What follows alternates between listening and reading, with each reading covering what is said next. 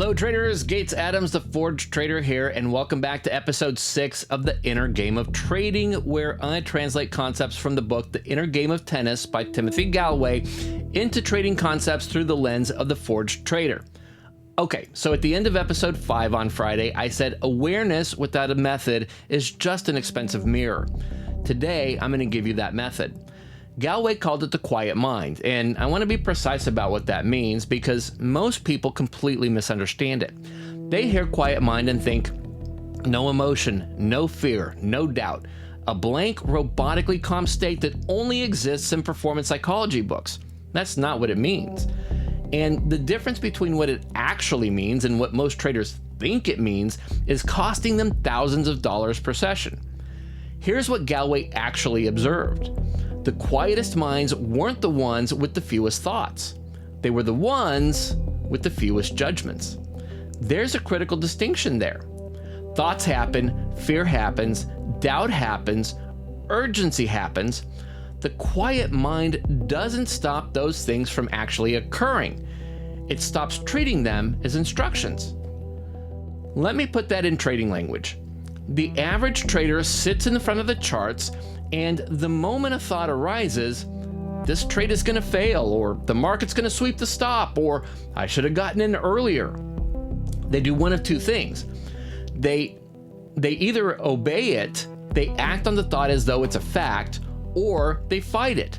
They white knuckle against it, they argue with the voice in their head while trying to manage a live trade. Both responses have the same problem. They treat the thought as though it's significant.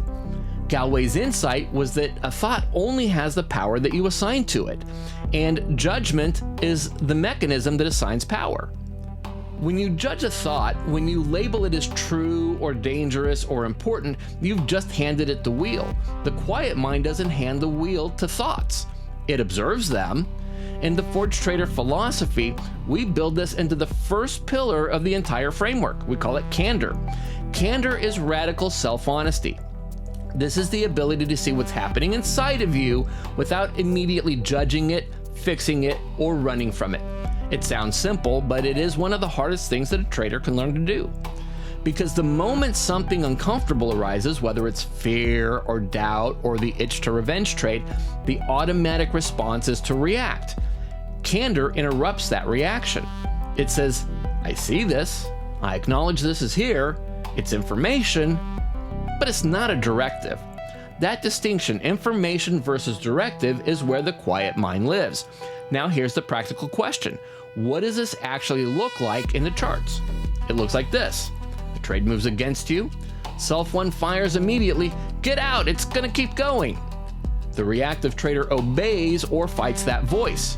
The Forge Trader notices it, names it. That's fear, that's the blueprint activating. And then, and only then, returns to the process. Does the trade meet my exit criteria? Is this within my predefined risk? Am I following the plan? Emotion acknowledged, process consulted, identity maintained. That is the quiet mind in practice. Not the absence of noise, the refusal to be governed by it. The Forge Trader philosophy calls this process over emotion. Emotion is information, not instruction. Listen to that again. Emotion is information, not instruction. Your fear is telling you something real. It's pointing to a pattern, a blueprint, or a trigger. That's valuable data, but it's not a trading signal. The moment you treat emotion as a directive, the moment the feeling becomes the decision, self one is running the account. The quiet mind creates the gap, the space between stimulus and response. And in that gap is where the Forged Trader executes. Now, we're in the second half of the series now, and this is where it starts to get real. If you haven't followed yet, be sure to follow now because the next 4 episodes build directly on this one. And if you know a trader who's emotionally reactive in the charts, who talks about needing to control their emotions, please send them this episode because they've been solving the wrong problem, and this is the right one. So now you have the quiet mind. You understand observation over judgment, and you know that emotion is information, not instruction. But here's what we haven't gotten to yet. Knowing this and applying it are two completely different things, because there's a reason the quiet mind collapses the moment a trade goes sideways. A reason you can know all of this intellectually and still hand the wheel to self-one under pressure.